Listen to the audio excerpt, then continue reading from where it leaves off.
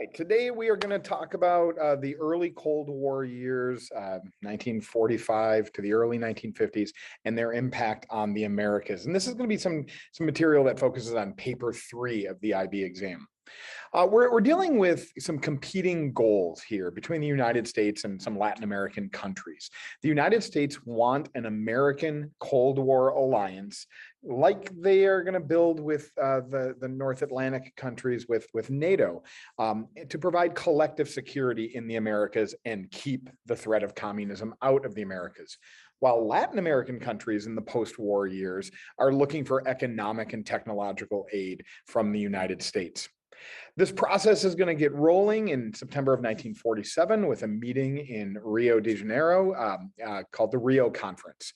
And out of this will be drafted this Inter-American Treaty of Reciprocal Assistance.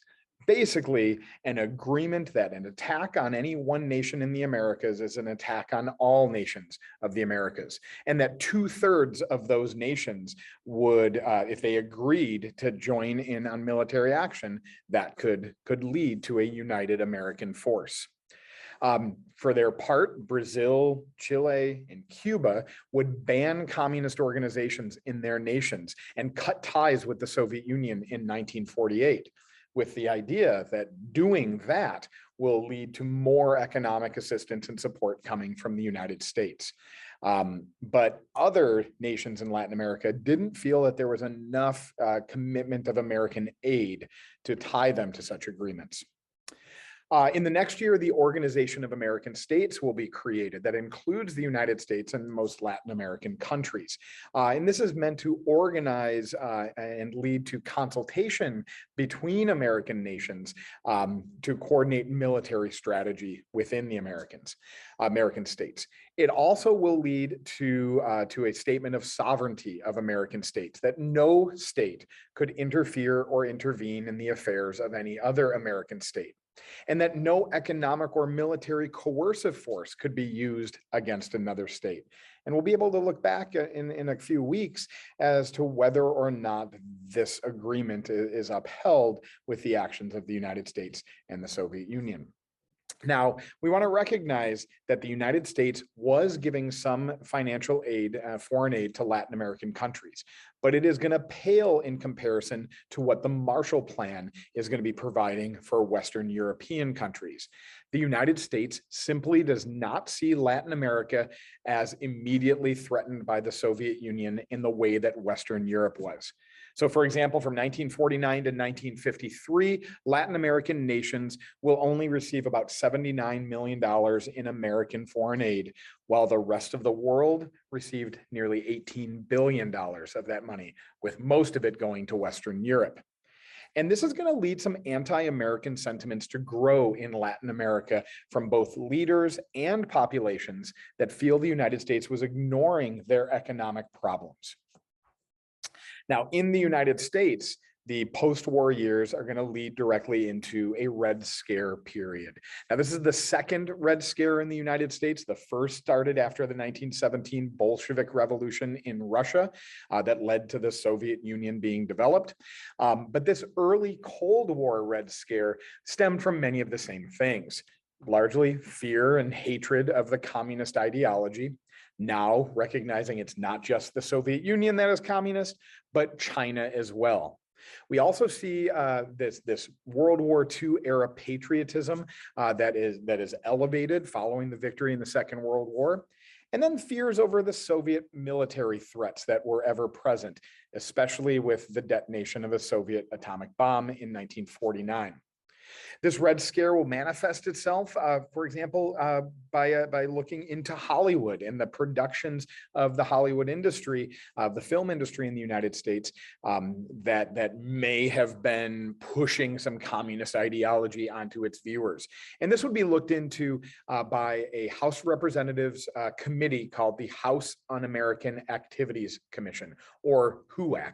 And this was created before World War II in the late 1930s to investigate extremist groups of both the right and the left for subversive activities. But after World War II, the commission focused exclusively on left-wing extremism and the concerns about communism in the United States. Through HUAC's actions, the Hollywood 10 would be accused of putting communist propaganda in their film. This is a group of writers and directors and producers that worked within the Hollywood film industry that were accused of inserting these subversive ideas and content into their work. The Screen Actors Guild, the actors union that was at that time headed by future president and current actor Ronald Reagan, would assist the FBI in their investigations of communist sympathizers within the Hollywood film industry. And this would lead to the development of a blacklist of workers, writers, actors, directors that would ultimately keep them frozen out of the Hollywood film industry for years to come. Now, Truman, for his part, also played into some of these Red Scare fears. In 1950, the McCarran Internal Security Act was created by Congress to try to out communist organizations that had looked for members within the United States federal government. And it essentially would force government employees to sign loyalty oaths to pledge their loyalty to the United States. Now, President Truman initially attempted to veto this act, citing concerns for civil liberties, but ultimately that veto was overridden by a deeply Republican Congress. The Executive Order 9835, drafted by Truman himself, would order loyalty oaths by federal employees. This is that attempt by President Truman to try to not appear to be soft on communism amidst the accusations that were coming from the political right at the time. And the FBI, under the Justice Department, began investigating communist organizations in the United States that would lead to thousands of individual investigations and many hundreds of people simply resigning from their work rather than to deal with difficult questions. So was there a real threat of communism in the United States? Well, there were some spies in the United States that were aiding the Soviet Union and contributing to the development of a Soviet atomic weapon. And federal investigations and criminal trials had proceeded that showed that this spy threat was real. Famously, Klaus Fuchs, a former employee with the Manhattan Project, was convicted of espionage for sharing atomic secrets with the Soviet Union. And his trial would reveal information about Ethel and Julius Rosenberg, the Rosenbergs, who were implicated within that investigation and ultimately themselves found guilty of espionage and later executed.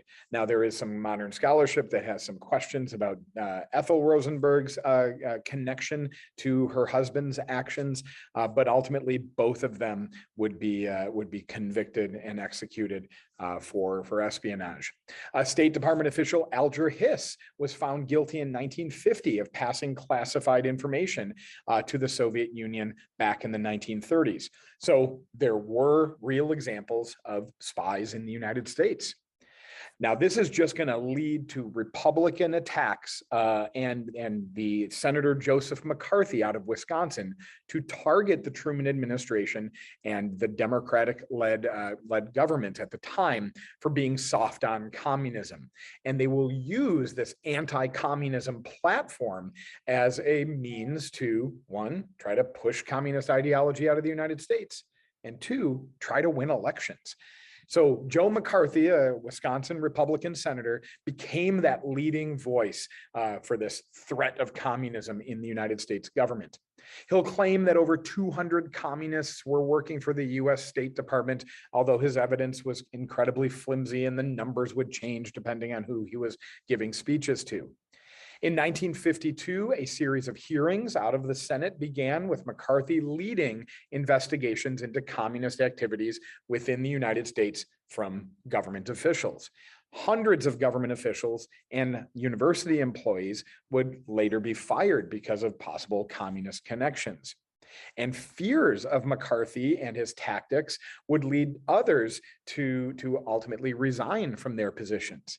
Now, over time, McCarthy began to overstep some bounds, but not before the Republican Party found success in the 1952 elections, and ultimately took control of the presidency, the Senate, and the congressional houses.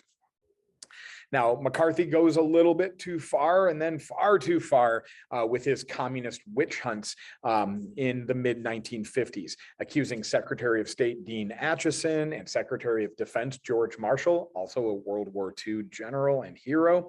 But it was ultimately his targeting of the United States military and the Army McCarthy hearings that would be his final straw, where he would, in March of 1955, be censored by the Senate, and then he would pass away in disgrace in 1957.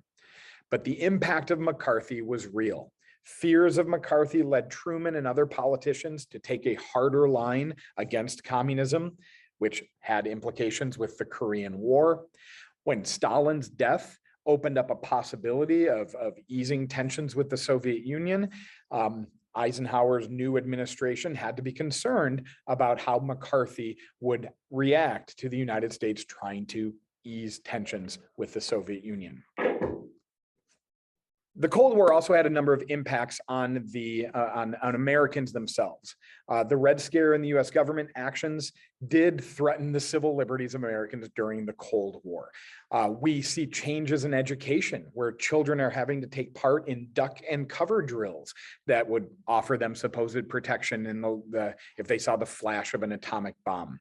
In 1958, the National Defense and Education Act offered funding for science, math, and language studies that would be needed to help defeat the communists and create a new body of weapons developers and foreign agents that could be working for the Soviet Union. Hollywood became careful to avoid producing films that dealt with social and economic problems like they might have done in earlier times. Entertainers that were seen as leftists, including one of the most famous entertainers in the world, Charlie Chaplin, were ostracized from the United States.